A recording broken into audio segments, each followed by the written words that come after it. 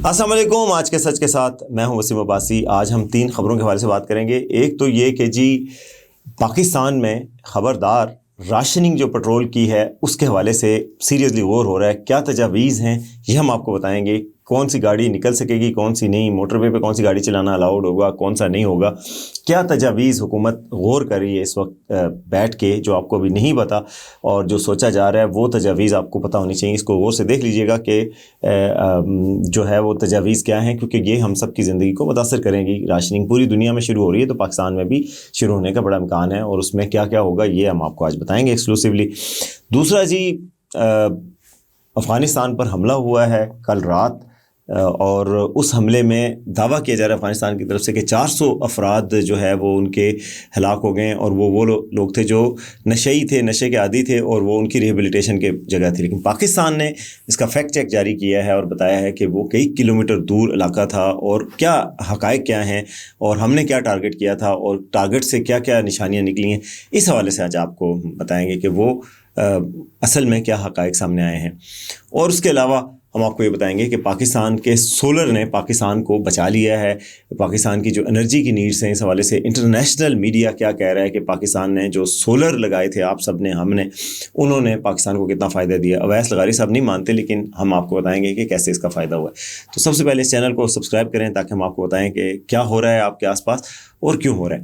اچھا جی, میرا خیال ہے بڑی خبر سے ہی شروع کرتے ہیں. سب سے پہلے یہ کہ وہ جو آپ سب کو متاثر کر سکتی ہے, آپ کو پتہ ہی ہے کہ مڈل ایسٹ کا کرائسس ہے, اور جو جنگ کے اثرات آ رہے ہیں. پاکستان میں تیل اسٹیٹ آف ہرموز کی وجہ سے پوری دنیا کے تیل کی سپلائی ڈسٹربڈ ہے. حالانکہ پاکستان کے 2 تیل کے جہازوں کو اجازت بھی دے دی ہے, اور وہ دوا شب کراچی نام کا جہاز آئی جا رہا ہے, اور ساری دنیا دیکھ رہی ہے کہ وہ جہاز کس طرح نکل کے آ گیا. جی لمبا روٹ دیا, اور کہا جا رہا ہے کہ ایران نے اس کو لمبا روٹ بتایا کہ یہ جگہیں بھائی جان صاف ہیں, ادھر سے ٹاپ و ٹاپ جانے دیں.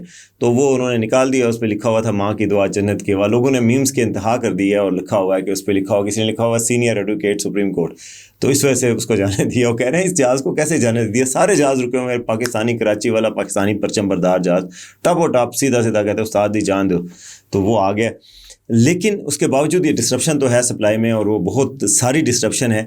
تو اس حوالے سے حکومتی اہلکاروں نے سر جوڑ کر کچھ تجاویز سوچی ہیں. وہ تجاویز ہم تک بھی پہنچی. ہم آپ کو بتانا چاہ رہے ہیں کہ کیا کن تجاویز پر غور ہو رہا ہے. ابھی وہ عمل درآمد ابھی سامنے نہیں آیا, لیکن ان کی شرط یہ ہے کہ اگر جنگ 2 سے 3 ہفتے مزید بڑھتی ہے تو پھر ان تجاویز پہ عمل ہو جائے گا. تجاویز کیا ہیں؟ وہ راشننگ کے حوالے سے تجاویز ہیں. مطلب یہ کہ پٹرول کو بچت کرنی ہے, پٹرول کا ذخیرہ بچانا ہے پاکستان میں, اس کا استعمال کم کرنا ہے. جس طرح راشن آٹا ملتا تھا نا, اس طرح راشن پٹرول میں تجاویز ہیں. اس میں ایک تجویز تو یہ ہے جو کہ آسان تجویز ہے کہ جس طرح بنگلہ دیش میں ہوا ہے کہ ہر گاڑی کی لمٹ مقرر کر دی جائے کہ ایک دن میں یہ اس سے زیادہ پٹرول نہیں ڈلوا سکتی. مثلا آپ کے پاس بائک ہے تو آپ کو 1-2 لیٹر پٹرول ڈلوا سکتے ہیں, چھوٹی گاڑی ہے تو 5-10 لیٹر, اور ٹرک ہے, بس ہے تو اس کا 20-25, اس طرح. مطلب بڑی گاڑی ہے, جس گاڑی کی جتنی کنزمپشن ہے اس حساب سے اس کا کوٹا مقرر کر دیا جائے.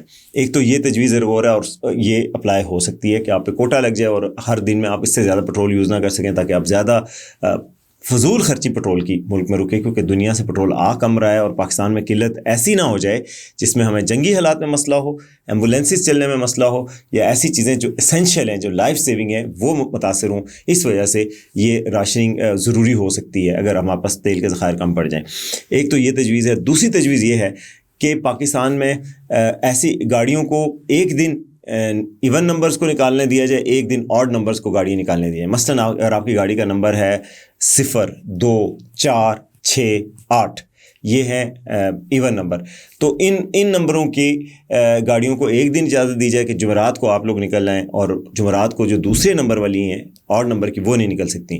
وہ ہوں گی جی جو نمبر 1 ہے, 3 ہے, 5 ہے, 7 ہے, 9 ہے, ان جو آخری نمبر آپ کے نمبر پلیٹ کا ہے, ان کو جی دوسرے دن جمعے کو ان کو اجازت دی جائے, اور جمعے کو وہ جو پچھلی ہیں ان کو اجازت نہ دی جائے, جو 0, 2, 4 جن پہ 2 کا پہاڑا لگتا ہے وہ. تو یہ تجویز زیر غور ہے کہ جی ایک دن ایک طرح کی گاڑیوں کو, ایک دن دوسرے کو, تاکہ آسانی سے آئیڈینٹیفائی ہو سکے کہ آج ان کا دن ہی نہیں ہے. بھائی 7 نمبر والی جس کے نمبر کے آخر میں 7 آتا ہے, بھائی تسی کدھر, آج تہاڈا ہی نہیں, آپ کا دن ہے جی منگل, تو اس طرح دن طے کر دیے جائیں کہ آڈ نمبر کے کون سے دن ہیں, ایون نمبر کے کون سے دن ہیں, اور وہ گاڑیاں اس دن چل سکیں. تو یہ راشننگ کا ایک طریقہ ہے کہ تاکہ ہر کوئی گاڑی لے کے منہ اٹھا کے باہر نہ آئے, حالانکہ منہ اٹھا کے نہ آئے تو کیا کر کے آئے.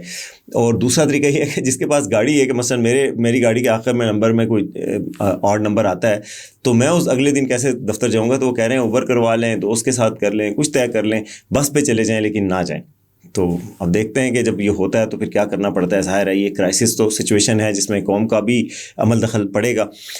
تیسری تجویز یہ ہے کہ موٹر ویز پہ آپ اپنی گاڑی, چھوٹی گاڑی نہ لے کے جائیں, بلکہ موٹر وے پہ اپنا لمبا ٹریول کرنا ہے, اسلام آباد سے لاہور, بھاولپور, مظفر گڑھ, لیا, جو میرے دوست جس جگہ کے ہیں میں ان سب کے نام کر رہا ہوں, کراچی, حیدرآباد, سکھر, ادھر اگر آپ نے جانا ہے, موٹر وے کو یوز کرنا ہے, فیصل آباد تو سیالکوٹ, تو ادھر آپ کو بس یوز کرنی پڑے گی. موٹر ویز پہ جو چھوٹی گاڑیاں ہیں, جو پرائیویٹ گاڑیاں, آپ کی گاڑی, میری گاڑی, ان کا داخلہ بند کر دیا جائے ان دنوں میں جب کرائسس ہے, اور بسوں کو الاؤ کر دیا جائے. آپ پبلک ٹرانسپورٹ کے ذریعے چلے جائیں, جانا ضروری ہے, فیملی کے ساتھ ہی جائیں, لیکن بسیں جائیں گی صرف, اور بسیں جائیں گی تاکہ ہر کوئی پیٹرول نہ خرچ کر کے, بس خالی جا رہی ہے اور گاڑیاں ساتھ ساتھ جا رہی ہیں. یعنی یہ تجاویز ہیں.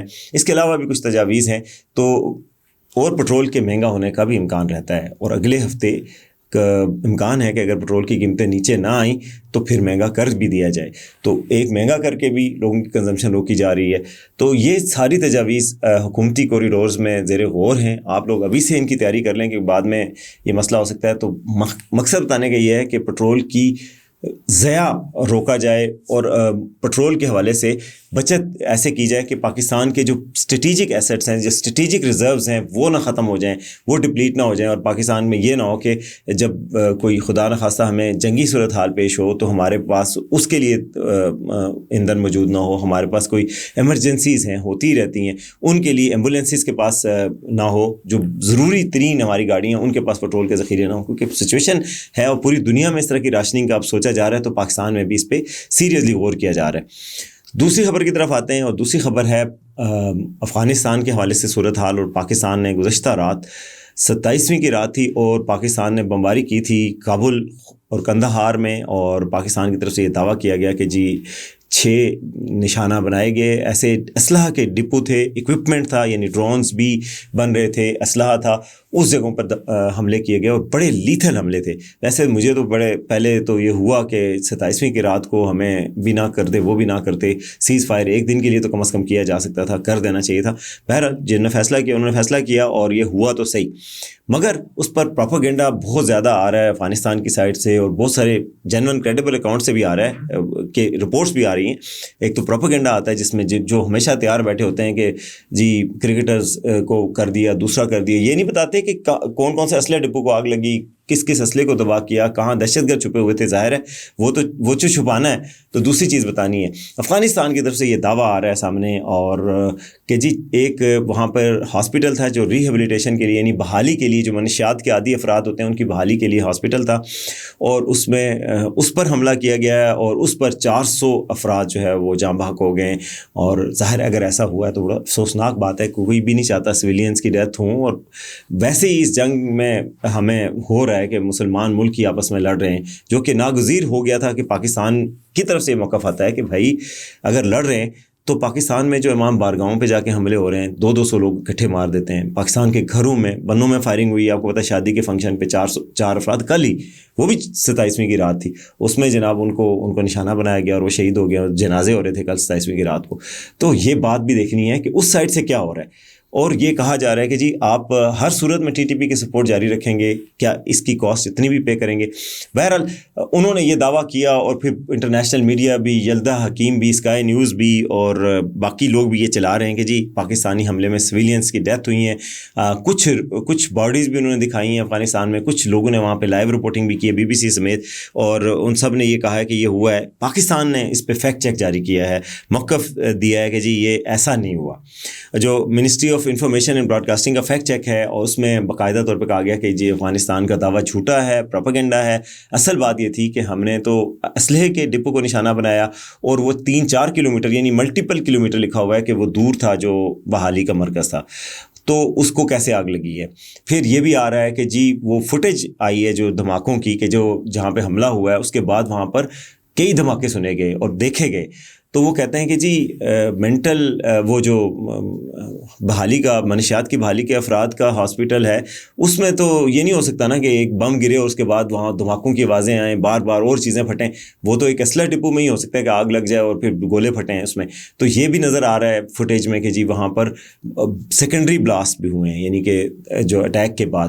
تو وہ کہہ رہے ہیں کہ یہ کیسے ہو سکتا ہے کہ اس فیسلٹی پہ کیا گیا ہو. اچھا یہ تو میں آپ کو یقین سے کہہ سکتا ہوں کہ پاکستان کی فورسز نے کسی صورت میں بھی سویلینز کو ڈیلیبریٹلی ٹارگیٹ نہیں کیا. غلطی تو ہو سکتی ہے, غلطی تو ہوتی ہے نا, مسٹیکن آئیڈینٹی. اپنے عراق جنگ میں کس طرح ہوتا تھا پتہ نہیں, بلو کل اس کو کہتے تھے کہ اپنے ہی لوگوں کو گولی لگ جاتی تھی, اپنے ہی جہازوں کو نشانہ بنایا جاتا تھا. تو یہ پریسیجن کی مسٹیک ہو سکتی ہے, لیکن پاکستان کا یہ دعویٰ ہے کہ پریسیجن کی بھی کوئی مسٹیک نہیں ہوئی. ہم نے اس جگہ پہ دھماکے کیے. اس کے بعد کچھ فوٹیج یہ بھی چل رہی ہے, کچھ فیکٹ چیک یہ سامنے آ رہے ہیں کہ جو افغانستان سے ہاسپٹل سے رپورٹ آ رہی ہیں اس میں تو کچھ زخمیوں کو دکھایا گیا, کوئی گیٹ والے لوگ بتا رہے ہیں, تو 400 لوگوں کی تو کہیں بات نہیں ہو رہی. بہرحال جو بھی ہے, اگر سویلینز کا نقصان ہوا ہے تو ہمیں اس کی تعزیت بھی ہے اور افسوس بھی ہے. یہ غلط بات ہے اور یہ مجھے پتہ ہے کہ ڈیلیبریٹ نشانہ نہیں بنایا ہو گیا. اگر پھر بھی کیا گیا تو بھی اس کی معافی بھی مانگنی چاہیے. مگر جو اسلحے کے ڈپو ہیں, جو ڈرون پاکستان میں آ کے حملے کرتے ہیں, ان کا حملہ کرنا تو بہت ضروری ہے. اور جو لوگ اس وقت سلیکٹیولی آؤٹریج دکھا رہے ہیں کہ جی سویلین کو ٹارگٹ کر رہا ہے پاکستان, بڑی زیادتی کر رہا ہے, وہ اس بات پہ زیادتی نہیں کہ افغانستان زیادتی نہیں کر رہا کہ پاکستان میں سویلینز کو, مسجد میں نماز پڑھنے والوں کو, چیک پوسٹ پہ کھڑے بچوں کے والد کو, بچوں کو یتیم کر کے مارا جا رہا ہے. جو سویلینز ہر طرف ہمارے پختون جو آبادی ہے سویلین, اس کو نشانہ بنایا جا رہا ہے. جو ادھر اسلام آباد میں لوگوں کو نشانہ بنایا جا رہا ہے, تو یہ سویلینز نہیں ہیں. ان کی دفعہ کنڈمنیشن نہیں یاد آتی. تو بات یہ ہے کہ وہ جو کر رہے ہیں وہ کوئی اچھا کام نہیں کر رہے. ان کو کہا کیا گیا پاکستان کی طرف سے, ایک ہی ڈیمانڈ ہے, تحریری طور پر آپ لکھ کر یہ دیں کہ آپ ٹی ٹی پی کو اجازت نہیں دیں گے آپ کی سرزمین پاکستان میں دہشت گردی کے لیے استعمال ہو, اور وہاں پر دہشت گردوں کے خلاف کارروائی کریں گے, ان کو روکیں گے. اس میں کیا مسئلہ ہے طالبان کو کہ یہ ایشورنس دے دیں کہ دوسرے ملک کو ہم دہشت گردی کا شکار نہیں کریں گے. پاکستان کا موقف یہ ہے کہ آپ اپنے ملک میں سکون سے رہیں, یہ اپنے ملک میں سکون سے رہیں, ہم تجارت کریں, ہم ترقی کریں, ریجنل کنیکٹیویٹی ہو, اگلے آپ سینٹرل ایشیا تک پہنچیں. تو یہ تو کوئی بات نہیں ضد کہ جی نہیں ہم آپ کے ملک میں دھماکے کریں گے, آپ نے ہم پہ حملہ نہیں کرنا. تو یہ بات ٹٹ فار ٹیٹ ہوتی ہے بہرحال. اور یہ ہوا ہے, بطور مسلمان مجھے تو افسوس ہے کہ یہ جو کچھ بھی ہو رہا ہے, لیکن یہ ناگزیر ہو جاتا ہے کہ ایک دفعہ کہ آپ دوسری سائڈ کو بھی دیکھتے ہیں کہ وہ کیا کر رہی ہے اور وہ کیسے حملے کر رہی ہے. تو بہرحال یہ سچویشن تھی افغانستان کی. فیکٹ چیک بھی میں نے آپ کو بتایا اور دعوے بھی بتائے. اچھا, اور آخری خبر کی طرف آتے ہیں, پاکستان کے سولر انقلاب کا, اور جس کا آپ کو پتا ہے کہ منسٹر صاحب کے ساتھ پھڑا ہوا سولر صارفین کا, اور پچھلے چند ماہ پہلے کہا کہ نیٹ میٹرنگ ختم کر رہے ہیں پرانے صارفین کی بھی, اور ان کو بڑا بل آئیں گے, اور ساری سولر انڈسٹری کا برا بھلا پارلیمنٹ میں کہا.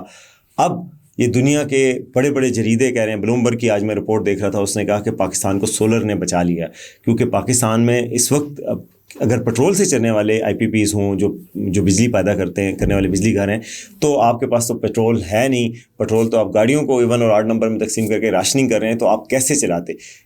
سولر نے پاکستان کی مشکل حل کی, اور اس وقت سولر جو ہے پاکستان کا برڈن برداشت کر رہا ہے. سولر انرجی سولر تو آپ باہر سے نہیں منگواتے, اسٹیٹ آف ہرمز بند ہو نہ ہو, سارے دنیا کے سمندر بند ہو جائیں, تو آپ کا سورج تو آپ کا اپنا آ رہا ہے. تو وہ سورج کی جو توانائی سے پاکستان میں ریپڈ سولرائزیشن ہوئی ہے گزشتہ سالوں میں. دنیا کے جو چند 3 بڑے ممالک ہیں جہاں پہ تیزی سے سولر آیا ہے, ان میں پاکستان شامل ہے, اور اس کی وجہ سے اب پاکستان میں قلت نہیں پیدا ہوگی. لوڈ شیڈنگ, ورنہ بڑا شدید خطرہ تھا کہ لوڈ شیڈنگ ہو جاتی, آپ کو بجلی نہ ملتی, ہاسپٹل کو بجلی نہ ملتی, اور کئی گھنٹوں کی 8 گھنٹوں کی لوڈ شیڈنگ ہوتی, کیونکہ فیول نہیں ہے, گیس تو اب آ نہیں رہی, پیٹرول بڑی مشکل سے اسٹیٹ آف ہرمز سے ایڈوکیٹ کے بینر لگا کے اندر لانا پڑ رہا ہے.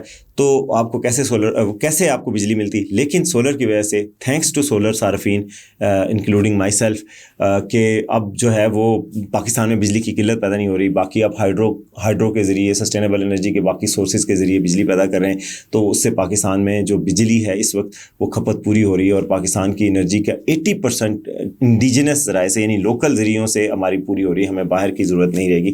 تو یہ سولر کا شکریہ بنتا ہے جو سولر یوز کر رہے ہیں, اور پاکستان کے لیے یہ ایک اچھی خبر ہے اور اچھی وہ پیش رفت ہوئی ہے کہ پاکستان نے سولر رکھا ہوا تھا. امید کرتے ہیں کہ جب بعد میں یہ کرائسس ختم ہو جائے گا تو ویس لغاری صاحب دوبارہ سے سولر کے صارفین کے پیچھے لٹھ لے کے پڑ نہیں جائیں گے اور کہیں گے کہ بھائی ان کو ہٹاؤ, انہوں نے غریبوں کا جینا حرام کر رکھا ہے, انہوں نے سولر کیوں لگایا ہوا ہے, اس کی وجہ سے ہمارے بل بڑھ رہے ہیں. یہ ساری باتیں غلط ثابت ہوئی ہیں. اور اس میں ایک چھوٹی سی بات کسی حد تک سچ ہے کہ مطلب جو گریڈ سے ہم سولر صارفین گریڈ کی سروس یوز کرتے ہیں تو گریڈ پہ پریشر پڑتا ہے اور گریڈ کی جو ایکسپینسز ہیں اس میں کوئی شیئر ہونا چاہیے. تو زیادہ سے زیادہ جو میرے ذہن میں آتا ہے کہ وہ آپ ان پہ فکس لگا سکتے ہیں ٹیکس کے, جی گریڈ سروسز چارجز 2,000-3,000 وہ تو سولر کو لگائیں, لیکن ان کے بل آئے 50,000 انہیں بلوں سے وہ بھاگ گئے ہیں, تو یہ تو نہیں ہو سکتا.